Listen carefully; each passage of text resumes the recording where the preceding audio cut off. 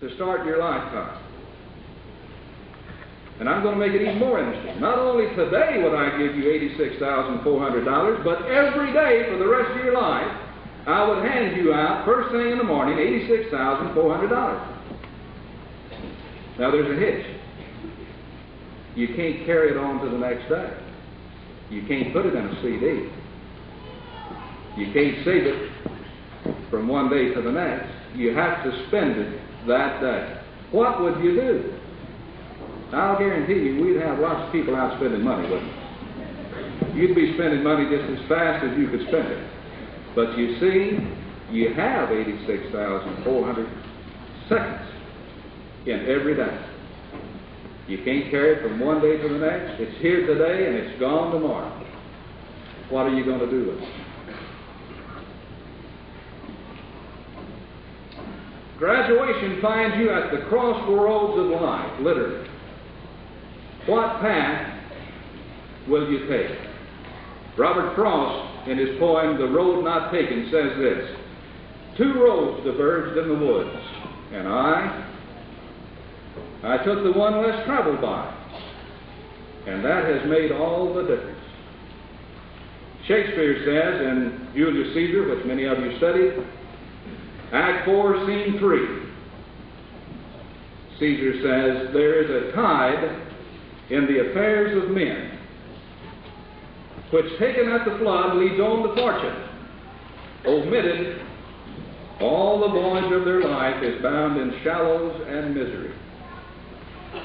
Young people, now is the high tide time for making decisions. And I am sure you're aware of the significance of this time.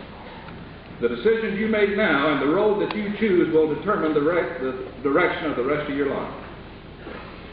John Oxenham, an English businessman and writer, called it the highway. I heard this poem even when I was before your age. He penned these familiar lines: to every man there openeth a way, and a highway climbs, and a high soul climbs the highway, and the low soul gropes the low. And in between, on misty flats, the rest drift to and fro.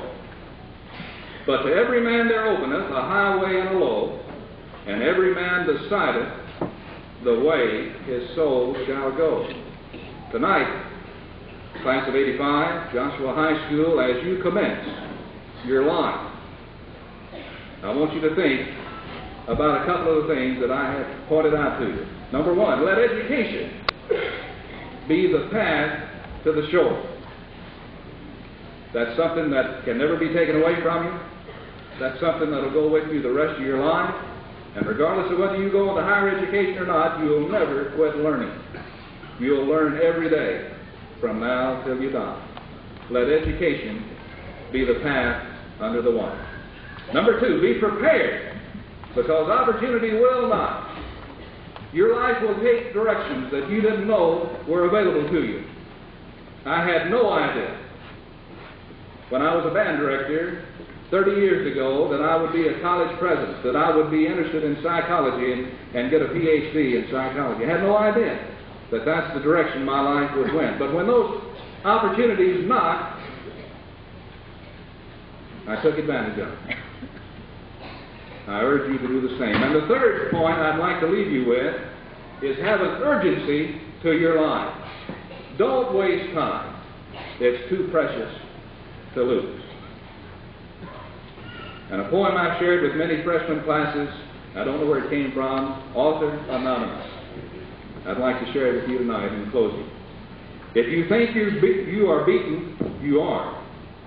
If you think you dare not, you don't. If you would like to win, but you think you can't, it's almost a cinch, you won't. If you think you'll lose, you're lost. For out in the world we find success begins with a fellow's will. It's all in the state of mind. If you think you're outclassed, you are. You've got to think high to rise. You've got to be sure of yourself before you can ever win a prize. Life's battle doesn't always go to the swifter or the faster person. But sooner or later, The person who wins is the one who thinks he can. Thank you.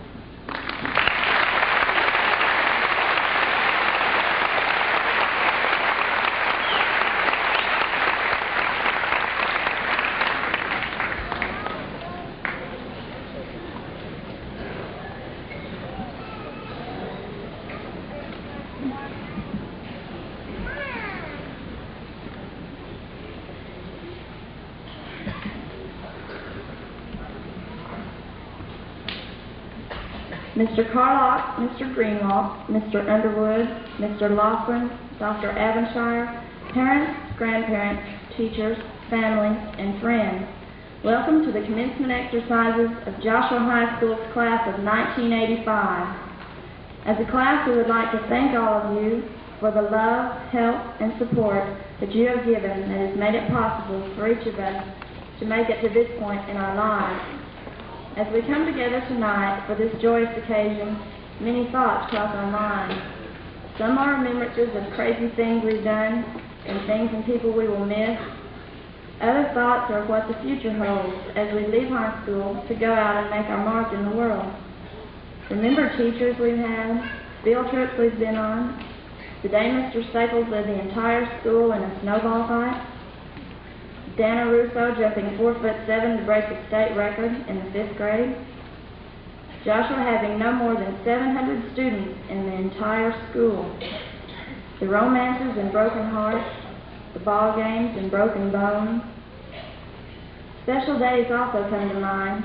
The first day we entered JISD as small, fearful children clutching to our mother's hands. The first day of middle school, running around in every direction, trying to adjust to changing classes and teachers.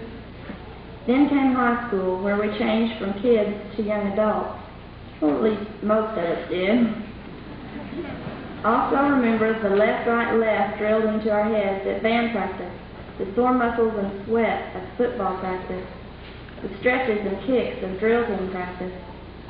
A few more special days were our first date, our first dance, our first party, first homecoming, and first prom.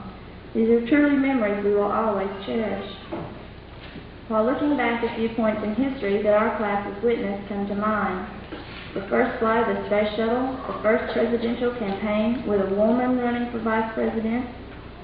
Do you realize we are one of the last generations to go through adolescence without video games, VCRs, and home computers? Let's not forget Mr. H. Ross Perot and his House Bill 72.